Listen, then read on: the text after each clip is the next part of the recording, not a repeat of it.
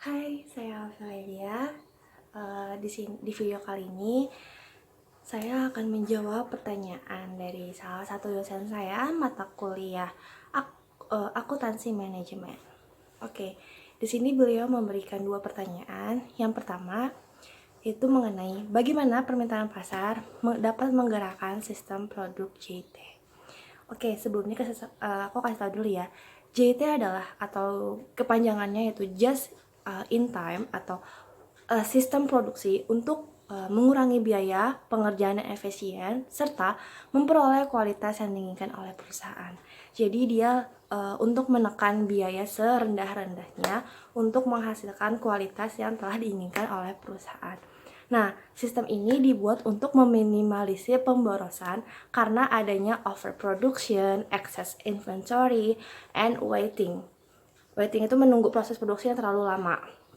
Nah, dalam sistem ini, perusahaan akan men-trigger atau melakukan penjadwalan kapan ia harus memproduksi barang dan berapa banyak yang akan diproduksi sesuai dengan permintaan pasar. Nah, ngomong-ngomong permintaan pasar, jadi yang dapat menggerakkan JIT ini adalah dari si permintaan pasar ini. Loh, gimana sih kok permintaan pasar dapat menggerakkan JIT? Karena ketika perusahaan hendak memproduksi, biasanya tuh dia akan melihat kurva laju supply and demand-nya gimana. Pertama dia harus melihat positioningnya produk dia di pasar, bagaimana kebutuhan konsumennya, bagaimana permintaan pasar, dan bagaimana pasar mengimplementasikan produk itu sendiri. Nah, ketika supply and demand itu naik, ya kan, pas supply diproyeksikan akan menaik, maka perusahaan akan melakukan perencanaan anggaran produksi kayak gitu.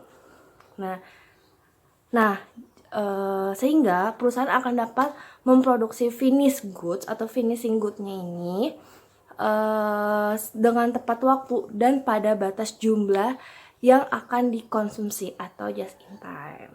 Jadi ketika supply naik, ya kan, nah terus pelanggan pada nyari produk itu sendiri, nah perusahaan dapat menghandle permintaan tersebut seperti itu. Jadi, JIT bukan merupakan sistem untuk mengatur jumlah persediaan atau inventory ya, dimana bila stok habis harus segera dilakukan order kembali. Bukan, atau restock bukan juga. Namun, JIT membantu perusahaan untuk dapat mengendalikan inventorinya ketika supply and demand naik. Maka perusahaan akan tetap dapat menghandle permintaan tersebut. Tadi yang aku udah jelasin ya. Oke, lanjut ke pertanyaan kedua. Oke, di pertanyaan kedua itu tentang just in case. Nah, apa hubungan sama just in case dan gimana proyeksi just in case-nya, yaitu aku kasih tau dulu ya. Dan kenapa faktor just in case ini sebagai pengendali utama. Nah, oke. Sebelum kita masuk ke situ, aku kasih tau dulu just in case atau kita singkatnya sebagai JIC merupakan kebalikan dari pengertian JIT, di mana pada sistem ini untuk mengurangi resiko tidak dapat terpenuhinya permintaan customer, maka persediaan barang yang akan diproses tidak boleh kosong. Jadi dia untuk meminimalisir resikonya saat permintaan naik terus tiba-tiba barang kosong gitu kan. Dia ya sistem yang membantu soal itu juga gitu loh, ketika proyeksi perusahaan melenceng dari yang sebenarnya gitu. Nah, jadi di sini tuh jumlahnya tidak boleh kosong, yang otomatis si perusahaan ini harus memiliki atau membuat kebijakan safety stocknya itu ada di presentasi keberapa, safety stocknya itu harus berapa pieces, bahan-bahan yang ada di perusahaan harus berapa minimal gitu. Nah, faktor yang dapat menentukan JIC ini, salah satunya kan tadi kan supply and demand on the market. Faktor ini dapat dijadikan tolak ukur perusahaan seberapa besar daya konsumtif pelanggan terhadap produk tersebut. Dari hal ini, perusahaan dapat mengelola kegiatan produksinya dan menentukan safety stoknya, sehingga persediaan perusahaan dapat dikendalikan dengan baik dan benar. Jika faktor ini tidak diperhatikan, maka biaya maka biaya penyimpanan dapat dikendalikan dengan biaya penyimpanan produk atau persediaan dapat bertambah, dan ketika supply-nya naik, belum tentu perusahaan akan dapat menanganinya, sehingga perusahaan akan kalah dengan kompetitornya. Jadi gitu ya. Jadi kalau JIT tadi kan mempergerakannya itu digerakkan oleh permintaan supply and demand market, kan dia untuk menghindari darinya overproduksi. Nah kalau JIC sendiri itu untuk menghindari adanya